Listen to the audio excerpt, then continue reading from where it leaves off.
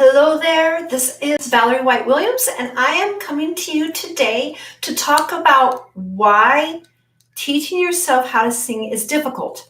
Notice I didn't say impossible, but difficult. And this is something I think a lot of people don't really understand.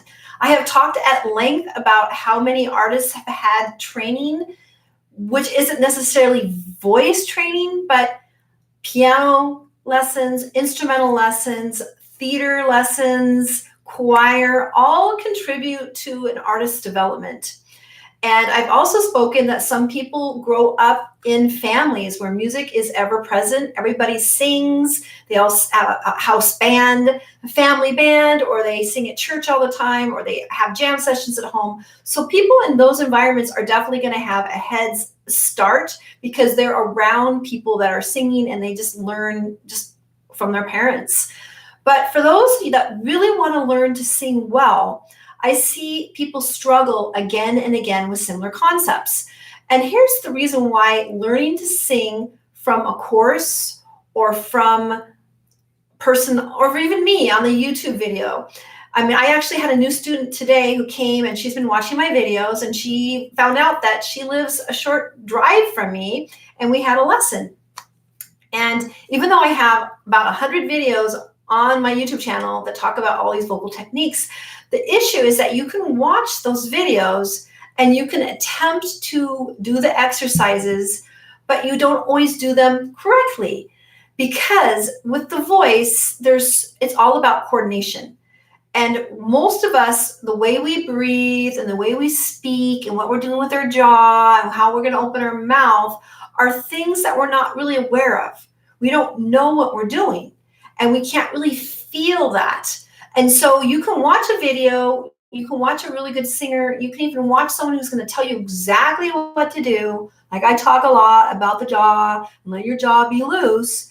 But as much as you see someone do it and you know what you're supposed to do, people don't do it.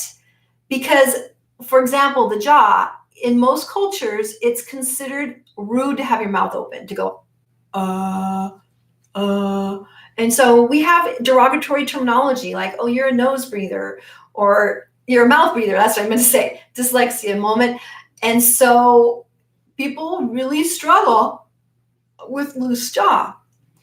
And that's just one example of a singing technique that people have to learn.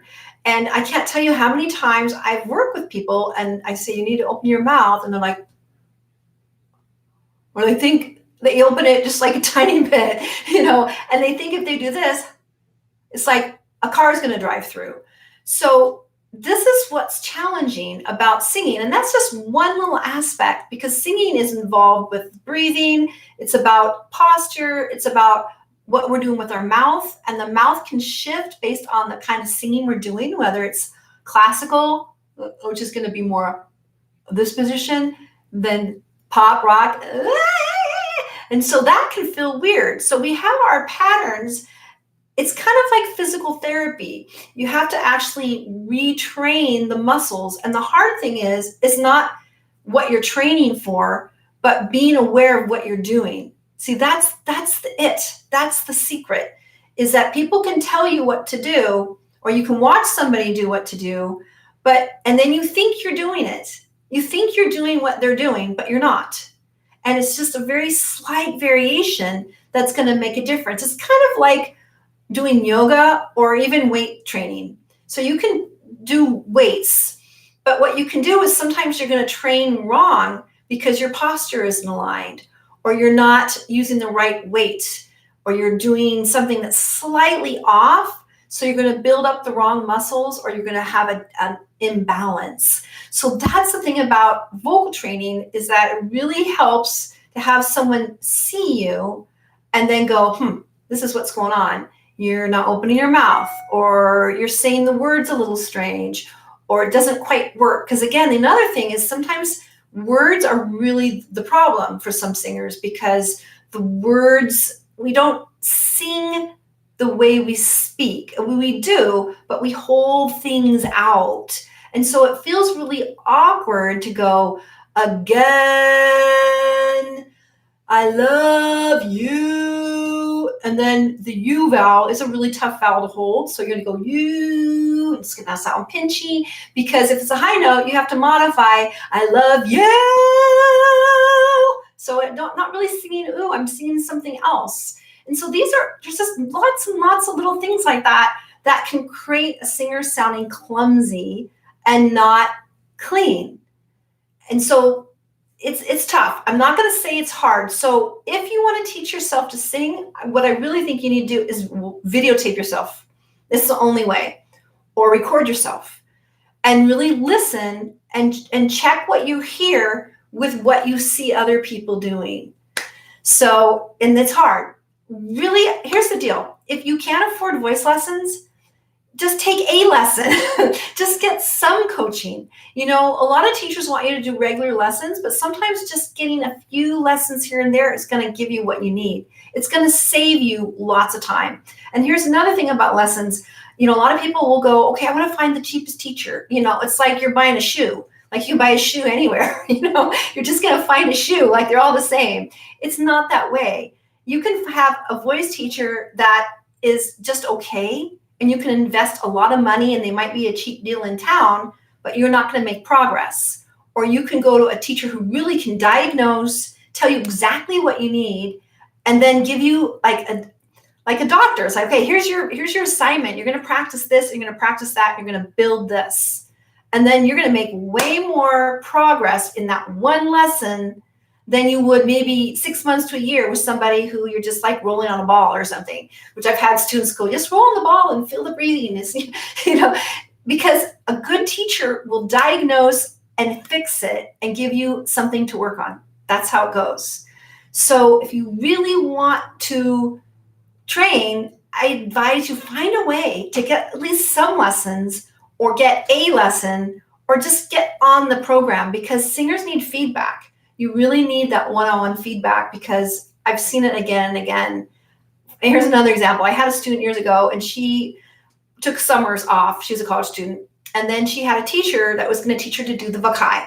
And I have a video on the Vocal. I love the Vocal. It was a method from a teacher that lived in England in like, I think the 1813 or something like that. And she came back and she was singing all this music, but it wasn't very good. She wasn't any better. She learned how to sing it, but it didn't sound good. And that was unfortunately my first experience with the Vocal. And I was like, I'm not impressed. It doesn't sound good. But what I realized is that teacher just taught her to read notes, which is good, but it didn't do anything to help her technique. So this is what's happening. This is what happened. And sometimes really good singers don't know how to fix it, because their voice, again, is muscle memory, and their voice is there together.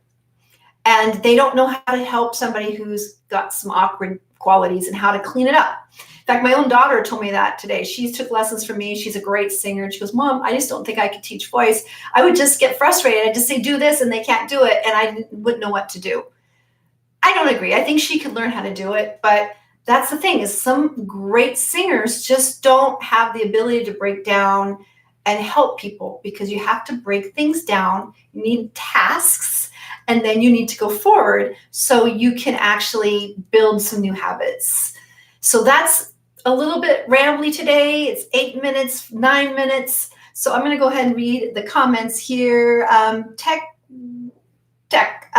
Love your vids. Thank you so much. I love making them. I am just really adoring doing reaction videos. And then I'm doing most of my technical stuff on these live streams. I think it's working better. Big like from Romania. Yay! That's great. I actually have a good friend now from Romania. She's a voice teacher and we are working together, and she's in America. Her name is Raluca. Yes. And great country, great people. So yay, Romania. Agree. Yes. Hi there. Waiting for you to react to Flora's latest song, Best Singers. I just did the reaction video. I was a little bit late. I had a lot of traveling this weekend and people out of town, so I wasn't able to do the videos like I normally do on Monday, but I am going to have that uploaded by tomorrow. So you will get to hear me talk about Flora's latest video. And yeah, I'm super loving that series. I'm actually going to continue to watch the whole show with English translations. I love all the singers and it's so fun. Awesome. A vocal coach is, let me see this line. I can't read the whole thing, so I'm going to make it bigger. I saw you react live performance. Would you react to Paula Selling's long notes in Miracle Eurovision? I would like to try. I had real problems finding the Eurovision, but if you send me a link, I can see if I can find that.